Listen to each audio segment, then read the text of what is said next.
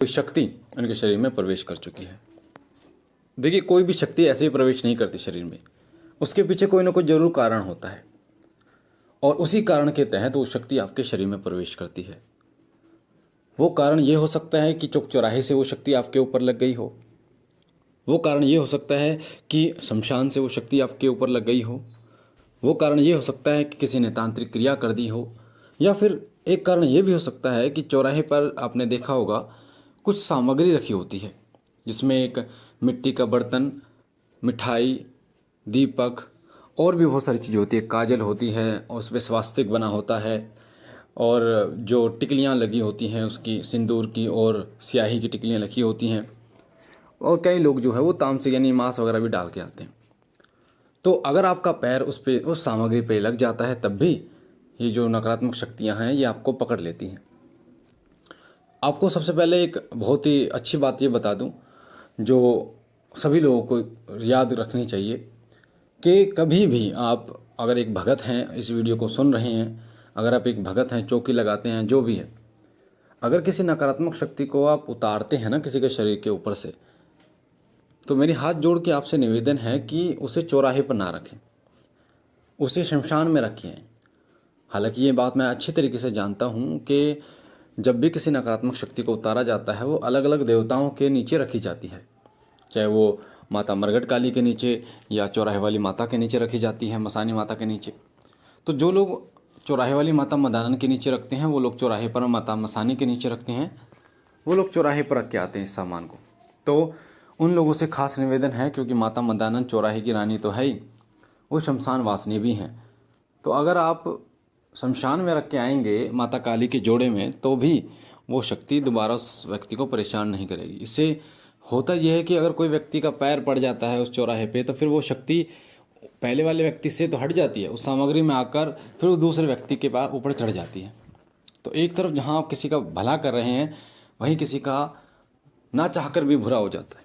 तो आप लोगों से ये मेरी हाथ जोड़कर विनती है। और एक कारण ये भी होता है कि किसी पेड़ या बबूल का पेड़ है, पीपल का पेड़ है, और आप उस पर बाथरूम कर देते हैं, उसके नीचे कोई मिठाई वगैरह खा लेते हैं, या आपने कोई सेंट इत्र लगा रखा है उसके नीचे आप चले गए हैं, तो ये भी कारण होते हैं किसी नकारात्मक शक्ति का आपके शरीर में प्रवेश करने के। अब जब कोई शक्ति आपके शरीर में प्रवेश करती है तो ये जानना बहुत महत्वपूर्ण है आपको, क्योंकि ये किसी ने नहीं बताया होगा आपको जो मैं आपको बता रहा हूँ कि कोई शक्ति शरीर में प्रवेश तो करती है, पर वो किस स्थान से प्रवेश करती है ये मैंने कई वीडियो में बताया। पर कौन सा वो द्वार होता है जहाँ से कोई भी शक्ति जो है वो प्रवेश कर जाती है। आँख, नाक, मुंह ये तो आपको पता ही है, पर आपको मैं बता दूं कि कोई भी शक्ति जो है वो हमारे जो आत्मा पर, हमारे मन पर, हमारी आत्मा पर जब वो अपना कब्जा करती है तो वो ब्रह्मरंध्र, हमारा जो ओरा होता है उसको तोड़ते हुए, जैसे एक दरवाजे को तोड़ते हुए आप अंदर घुस जाते हैं, उसी प्रकार से उस ओरे को तोड़ते हुए अंदर घुस जाती है। तभी कहा जाता है कि आपका ओरा कितना मजबूत है, ये बहुत महत्वपूर्ण है। अगर आपका ओरा मजबूत होगा ना, कोई नकारात्मक शक्ति आपके शरीर में प्रवेश नहीं कर सकती। तो इसलिए ओरे को मजबूत करना बहुत महत्वपूर्ण है। तो जब कोई नकारात्मक शक्ति शरीर में प्रवेश करती है आपके, तो वो मुंह के द्वारा, छाती के द्वारा, कमर के द्वारा और जो मल छिद्र होते हैं वहाँ के द्वारा प्रवेश कर जाती है आपके शरीर में। तो जब वो प्रवेश कर जाती है ना, तो जिन व्यक्तियों के शरीर में प्रवेश कर जाती है तो वो जब घर जाते हैं तो उनके शरीर में अजीब सी दिक्कतें होनी शुरू हो जाती हैं। घर में जाते ही तबीयत खराब होनी शुरू हो जाती है, साथ ही उनके ऊपर, कई लोगों के ऊपर तो सवारी तक भी आ जाती है उनकी। गंदे सपने उन्हें आने शुरू हो जाते हैं, डरावने सपने आने शुरू हो जाते हैं, परछाई उन्हें दिखनी शुरू हो जाती है। ऐसा लगता है जैसे छाती पर कोई बैठ गया हो, रात के समय ऐसा उनको लगता है जैसे छाती पर कोई बैठ गया हो, सांस नहीं आ रहा हो, आवाज़ नहीं निकल रही हो, ऐसा लगता है उन्हें। तो ये सारी चीज़ें होती हैं। अब पहचानेंगे कैसे आप? हाथ, पैर, कंधे और सिर में जब अगर वो व्यक्ति के शरीर में कोई नकारात्मक शक्ति प्रवेश कर गई है और जैसे ही वो घर जाएगा ना, तो सबसे पहले तो उसको दर्द शुरू हो जाएगा। कहाँ का दर्द होगा? सिर में दर्द होगा। वो दर्द बढ़ता चला जाएगा, वो दर्द इतना भयानक हो जाएगा कि वो व्यक्ति जो है वो गोली पे गोली लेगा पर वो दर्द नहीं रुकेगा, आराम नहीं मिलेगा।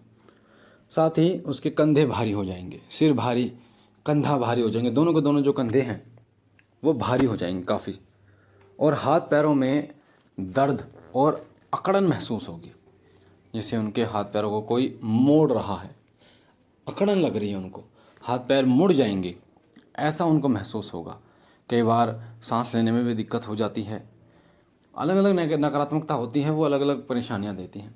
जैसे अगर कोई आत्मा ऐसी है जो जल कर मरा है, कोई व्यक्ति या कोई औरत, अगर वो किसी के शरीर में घुसता है तो उसको जलन पैदा करता है, उसके सीने में जलन पैदा करता है। या फिर जो महिलाएं होती हैं ना, माता बहनें, उनके पेट में जलन महसूस होती है। ऐसे कहने के लिए तो आप डॉक्टर के पास जाएंगे तो वो आपसे कहेगा कि गैस है या फिर एसिडिटी बन रही है, इनो वगैरह ले लोगे आप, आराम नहीं मिलेगा, जलन पैदा करता है। ऐसे ही जो व्यक्ति फांसी लगाकर मरता है, अगर वो किसी के शरीर में प्रवेश करता है तो वो वही दर्द देगा आपको जो दर्द उसने सहा था। आपके गले को पकड़ के रखेगा, आपके गले में जो है ऐसा लगेगा जैसे किसी ने फंदा डाल दिया हो। सांस लेने में दिक्कत, गले में दिक्कत आपको ज़्यादा होगी। यहाँ तक कि हॉस्पिटल पहुँचने तक की भी नौबत आपकी आ जाएगी।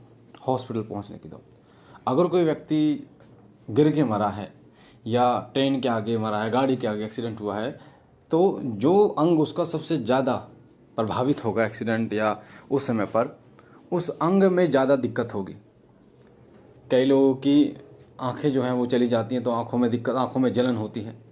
कई लोगों का एक्सीडेंट में हाथ टूट जाता है तो हाथ में दर्द सबसे ज़्यादा होगा। कई लोगों का पैर टूट जाता है तो पैर में दर्द सबसे ज़्यादा होगा। तो जो इंसान मरने से पहले जो उसने दर्द सहा था, आत्मा के रूप में जब वो किसी के शरीर को अपनाता है, प्रवेश करता है, तो वही दर्द वो उसको भी देता है। ये आत्माओं का एक नियम आप कह सकते हैं। जो दर्द उसने झेला है वही दर्द आपको वो देगा। इसलिए आप इन तरीकों से आप जान सकते हैं कि कोई ना कोई नकारात्मक ऊर्जा आपके शरीर में प्रवेश कर गई। अगर ऐसा लक्षण दिखाई देना आपको, तो आपको क्या करना चाहिए, हमारे यहाँ पे जैसे करते हैं, एक तो लाल मिर्च लेके और उपला लेके, जिसे गोसा उपला कंडा कहते हैं, उसे गर्म करके उसके ऊपर लाल मिर्च की धुनी उस व्यक्ति को दो, तुरंत छोड़ देगी शरीर को, या फिर वो बता देगी कि वो कौन है। या फिर उसकी छोटी जो उंगली होती है ना, रिंग फिंगर से छोटी, उस उंगली के नाखून को अपने नाखून से दबाओ, दोनों नाखूनों को बड़ी तेज़ी से, दोनों हाथों के, उसके बालों को पकड़ लो पीछे से, तो वो बोल देगी। अब आराम कैसे मिले, अगर वो शक्ति अभी अभी लगी है तो वो आपके शरीर पर उसने पूरा कब्जा नहीं किया है, तो उसको हटाना मतलब इतना मुश्किल नहीं होता। आपको 11 जोड़ा लौंग लेने हैं और उस व्यक्ति के सिर के ऊपर से 11 बार एंटी क्लॉकवाइज उतारने हैं। यानी सीधे आप जैसे उसके सामने बैठे हुए हैं तो अपने सीधे हाथ से उल्टे हाथ की तरफ चलना है आपको, जैसे घड़ी चलती है ना, 12, 11, 10, 9, 8, इस तरीके से 11 जोड़े लौंग के और 11 बार आपको उतार कर जला देने। ऐसा आपको रोज़ाना शाम को करना है, तो आपको आराम मिलना शुरू हो जाएगा, उस व्यक्ति के शरीर से वो नकारात्मक नेगेटिविटी निकल जाएगी। तो मुझे आशा है ये महत्वपूर्ण जानकारी आपको पसंद आई होगी। पहली बार चैनल पे है तो चैनल को लाइक कीजिए, शेयर कीजिए, सब्सक्राइब कीजिए। बाबा भोलेनाथ आप पर कृपा करें, आपके घर परिवार पर कृपा करें। हम मिलते हैं एक नई जानकारी के साथ, तब तक के लिए ओम नमः शिवाय, ओम नमः शिवाय, ओम नमः शिवाय।